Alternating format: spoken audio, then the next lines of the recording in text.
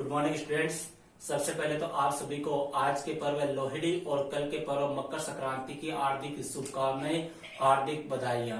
देखो भैया, अपने स्टार्ट करते हैं। अपनी हिस्ट्री चल रही थी और हिस्ट्री में अपने जो पिछला वीडियो था वो था भारत छोड़ो आंदोलन, जो 8 अगस्त 1942 को महात्मा गांधी के द्वारा चलाया गया अंतिम जन आंदोलन था। और यह एक प्रकार से नेतृत्वहीन आंदोलन भी था। नेतृत्वहीन इसलिए था क्योंकि आपको पता होगा कि 9 अगस्त 1942 को प्रातः काल ही ऑपरेशन जीरो आवर के तहत ब्रिटिश सरकार ने सभी कांग्रेसी नेताओं को पकड़कर जेल में डाल दिया था। इसलिए यह भारत का एक प्रकार से गांधी जी के द्वारा चलाया गया प्रथम नेतृत्वहीन आंदोलन था। क्योंकि जितने भी आंदोलन हुए थे उन सभी आंदोलनों में गांधी ने नेतृत्व किया था, लेकिन इस आंदोलन में गांधी जी को आगा खां पैलेस जो पूना में है वहां पर नजरबंद कर दिया गया था। तो अब इसके बाद में अपने भैया नेक्स्ट टॉपिक अपने चर्चा करते हैं।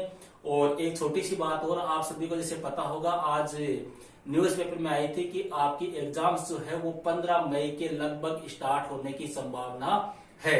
हालांकि देखो 15 मई की जगह 20 मई भी हो सकती है, 21 मई भी हो सकती है, लेकिन ये कंफर्म हो गया है कि आपकी एग्जाम जो है वो कब होगी, मई में ही होगी। ठीक है, तो आपके पास में लगभग 4 महीने हैं। अगर आज से अपने देखें तो 4 महीनों का टाइम आपके पास में है। अब आपके ऊपर डिपेंड करता है कि आप अपनी तैयारी को किस प्रकार से करते हो। तो देखो भैया, आज अपने स्टार्ट करते हैं नेक्स्ट टॉपिक, अंतरिम सरकार। देखो अंतरिम सरकार क्या है। देखो भैया, अपने ब्रिटिश सरकार ने भारतीयों के प्रशासन में भागीदारी बढ़ाने के लिए अंतरिम सरकार के गठन का निर्णय किया। और अंतरिम सरकार के गठन करने के लिए 6 अगस्त 1946 को, कब 6 अगस्त, कंफ्यूज हो गया मैं, 12 अगस्त 1946 को भारत के गवर्नर जनरल थे जिनका नाम था लॉर्ड वेवल। भारतीय गवर्नर जनरल लॉर्ड वेवल ने अंतरिम सरकार का गठन करने के लिए किनको आमंत्रित किया? पंडित जवाहरलाल नेहरू को क्या किया? आमंत्रित किया कि आप क्या करो, अंतरिम सरकार का क्या करो, गठन करो। किसने आमंत्रित किया था? लॉर्ड वेवल ने। कब? 12 अगस्त 1946 को। इस बात पे नाराज हो गई भैया मुस्लिम लीग। मुस्लिम लीग जिसकी स्थापना कब हुई थी? 1906 में अपने ढाका में। मुस्लिम लीग भैया अंतिम सरकार का गठन नहीं होना देना चाहती थी। इसलिए नहीं होने देना चाहती थी क्योंकि मुस्लिम लीग यह चाहती थी कि भारत के कितने टुकड़े हो, 2 टुकड़े हो, हमारे लिए एक अलग राष्ट्र का निर्माण हो। यह मुस्लिम लीग का एजेंडा था। मुस्लिम लीग का प्राइम जो मेन मकसद था वो यही था कि एक अपने मुसलमानों के लिए एक अलग राष्ट्र का निर्माण किया जाए, जबकि ब्रिटिश सरकार ऐसा नहीं चाहती थी। इसलिए मुस्लिम लीग ने अंतरिम सरकार के गठन का क्या किया?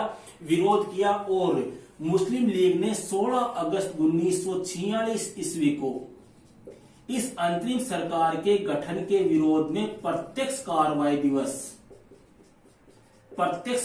दिवस, जिसको अपने सीधी कार्रवाई दिवस के नाम से भी जाना जाता है, उसका आयोजन किया। देखो प्रत्यक्ष कार्रवाई दिवस के अंतर्गत मुस्लिम लीग ने क्या किया? जो बंगाल क्षेत्र है, उस बंगाल का जो नोआखली क्षेत्र है, उस बंगाल के नोआखली क्षेत्र में मुस्लिम संप्रदाय ने या मुस्लिम लीग ने हिंदुओं को काटना मारना प्रारंभ कर दिया। मतलब बंगाल में मुस्लिम संप्रदाय के जो लोग थे ना, उन्होंने हिंदुओं के ऊपर अत्याचार करना प्रारंभ कर दिया, उनको मारना पीटना प्रारंभ कर दिया। इसके जवाब में भैया जो हिंदू संप्रदाय के जो लोग थे उन्होंने बिहार के अंदर मुसलमानों को काटना प्रारंभ कर दिया। इस प्रकार का कार्यक्रम अपने अंतिम सरकार के अंतर्गत या इस प्रकार की घटनाएं अंतिम सरकार का जब गठन हुआ तब मुस्लिम लीग के द्वारा की गई। कहने का मतलब है कि मुस्लिम लीग ये चाहती थी कि कैसे भी हो अंतरिम सरकार का गठन नहीं होना चाहिए, लेकिन जैसे तैसे करके 2 सितंबर 1946 को किसका गठन हो गया?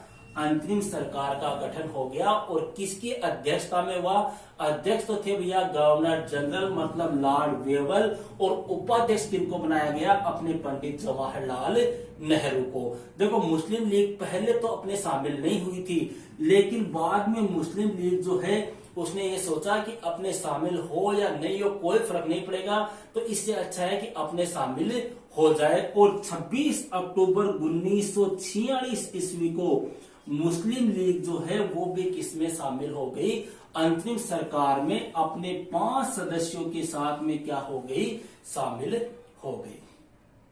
समझ रहे हो, पहले तो मुस्लिम लीग शामिल नहीं हुई थी। क्यों? क्योंकि मुस्लिम लीग ये चाहती थी कि कुछ भी हो जाए अंतरिम सरकार का गठन नहीं होना चाहिए। लेकिन जैसे ही 2 सितंबर 1946 को अंतरिम सरकार का गठन हो गया, तो मुस्लिम लीग को यह एहसास हो गया कि अब अंतरिम सरकार का गठन तो हो गया कि क्यों न हम अंतरिम सरकार में शामिल हो जाए। इसलिए मुस्लिम लीग अपने 5 सदस्यों के साथ में किसमें शामिल हो गई, अंतरिम सरकार में शामिल हो गई। अब देखो यहाँ पे वो 5 सदस्य कौन थे, उनके क्वेश्चन आते हैं अपने।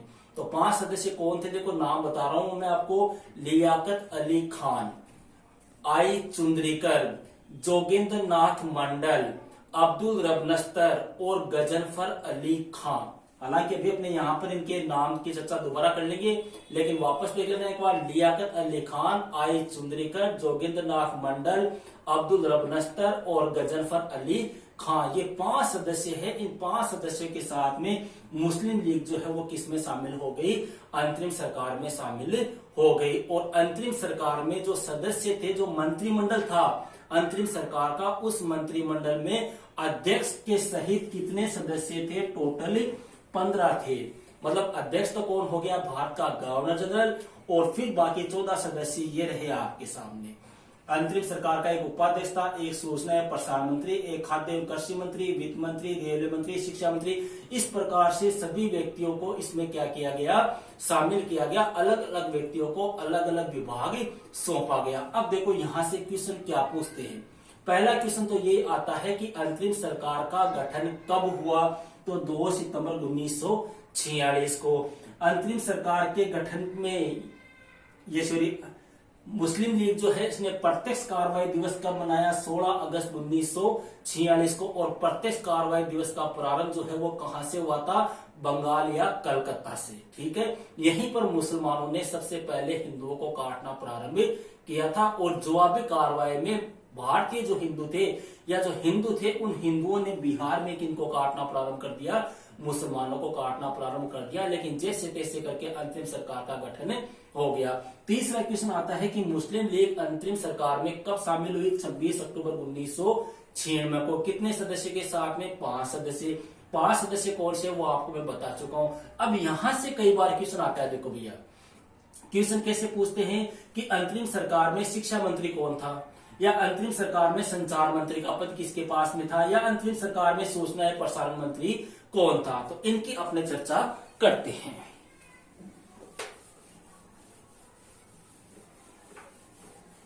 देखो भैया सबसे पहली बात तो आपको मैंने बता चुका हूं कि अंतरिम सरकार जो थी, इस अंतरिम सरकार में जो अध्यक्ष था अंतरिम सरकार का, वह कौन था, अपने गवर्नर जनरल ही था। फिर बात करते हैं अंतरिम सरकार के उपाध्यक्ष। तो उपाध्यक्ष थे भैया पंडित जवाहरलाल नेहरू।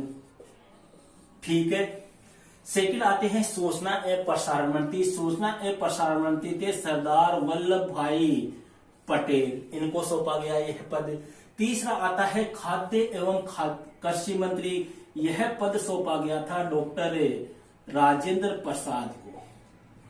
ठीक है, फिर आता है भैया वित्त मंत्री। वित्त मंत्री का पद सौंपा गया था लियाकत अली को। लियाकत अली को, ये किसका था, अपने ध्यान रखना, मुस्लिम लीग का था। ये मुस्लिम लीग के देखो 5 सदस्य कौन कौन है, ध्यान रखना। वित्त मंत्री का पद किसे सौंपा गया, लियाकत अली को। फिर आता है आपके रेलवे मंत्री। रेल मंत्री का पद सौंपा गया था आसफ खां को। ठीक है, फिर आता है अपने शिक्षा मंत्री। शिक्षा मंत्री का पद दिया गया था सी राजगोपालाचारी को। क्लियर है। फिर आता है आपके श्रम मंत्री। श्रम मंत्री का पद दिया गया था जगजीवन राम को। फिर आता है रक्षा मंत्री। रक्षा मंत्री का पद दिया गया था बलदेव सिंह को। फिर आता है आपके भैया संचार मंत्री। संचार मंत्री थे आपके अब्दुल रबनस्तर। संचार मंत्री का पद किन्हें सौंपा गया था? अब्दुल रबनस्तर को। ये भी क्या थे भैया? मुस्लिम लीग के सदस्य थे। मुस्लिम लीग के जो 5 सदस्य थे, 2 सदस्यों की अपनी बात हो गई है। फिर आगे चलते हैं भैया। अगला आता है आपके वाणिज्य मंत्री। वाणिज्य मंत्री का पद सौंपा गया था आई चुंद्रीकर को। ये भी कौन था? मुस्लिम लीग का ही सदस्य था। ठीक है। फिर बात करते हैं भैया अपने विधि मंत्री की। विधि मंत्री का पद दिया गया था जोगेंद्र नाथ मंडल को।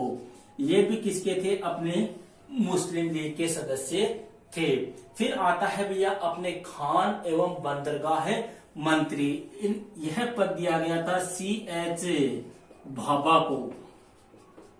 ठीक है। इसके बाद में आता है भैया उद्योग एवं आपूर्ति मंत्री। यह पद सौंपा गया था जॉन मथाई को।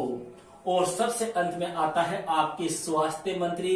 यह पद सौंपा गया था गजनफर अली खान को। यह भी कौन था? आपके मुस्लिम लीग का सदस्य। तो ये था भैया भारत में अंतरिम सरकार का मंत्री मंडल। किसकी अध्यक्षता में गठित हुआ? पंडित जवाहरलाल नेहरू की अध्यक्षता में गठित हुआ था। और अध्यक्ष थे भारत के गवर्नर जनरल। और देखो भैया, एक क्वेश्चन एक बार पूछा हुआ है कि मुस्लिम लीग अंतरिम सरकार में क्यों शामिल हुई? तो ध्यान रखना, मुस्लिम लीग का अंतरिम सरकार में शामिल होने का प्रमुख उद्देश्य था अंतरिम सरकार को क्या करना? असफल करना, या अंतरिम सरकार के गठन में रुकावट डालना, या एक प्रकार से कहते कि अंतरिम सरकार के कार्यों में क्या लगाना? अड़ंगा लगाना। अपनी भाषा में कहते कि अड़ंगा रोकने के लिए अंतरिम सरकार शामिल, ये मुस्लिम लीग जो है वो अंतरिम सरकार में शामिल हुई। क्लियर है इतनी बातें? 5 सदस्य कौन कौन है? लियाकत अली है, अब्दुल रबनस्तर है, आई चुंद्रीकर है, जोगेंद्रनाथ मंडल है और गजनफर अली खान। ये थे भैया 5 सदस्य। क्लियर है इतनी बात? अब इसके बाद में भैया आपके जो नेक्स्ट टॉपिक आता है बुक के अकॉर्डिंग, वह आता है लॉर्ड एटली की घोषणा। देखो एटली की घोषणा क्या है? एटली की घोषणा। एटली कौन थे? ये ब्रिटिश प्रधानमंत्री थे और इन्होंने 20 फरवरी 1947 को, किसने? 20 फरवरी 1947 को ब्रिटिश प्रधानमंत्री लॉर्ड एटली ने यह घोषणा की कि 30 जून 1948 से पहले भारत को हर हाल में आजाद कर दिया जाएगा। यही घोषणा क्या कहलाती है? एटली की घोषणा। मतलब ब्रिटिश प्रधानमंत्री को यह एहसास हो गया था कि अब भारत को स्वतंत्र करना पड़ेगा, इसलिए 20 फरवरी 1947 ईस्वी को इन्होंने यह घोषणा की कि हर हाल में 30 जून 1948 से पहले भारत को आजाद कर दिया जाएगा। और भारत को आजाद कराने के लिए इन्होंने भारत में जो वायसराय भेजा था उसका नाम था लॉर्ड माउंट बेटन। और लॉर्ड माउंट बेटन भारत में आने वाले 34वें नंबर के गवर्नर जनरल थे। इन्होंने भारत में आने के बाद में भैया भारत को आजाद कराने के लिए जो योजना प्रस्तुत की थी, उसी योजना को अपने माउंट बेटन योजना के नाम से जाना जाता है। क्लियर है? इसकी चर्चा अपने नेक्स्ट वीडियो में करते हैं। Okay, that's all.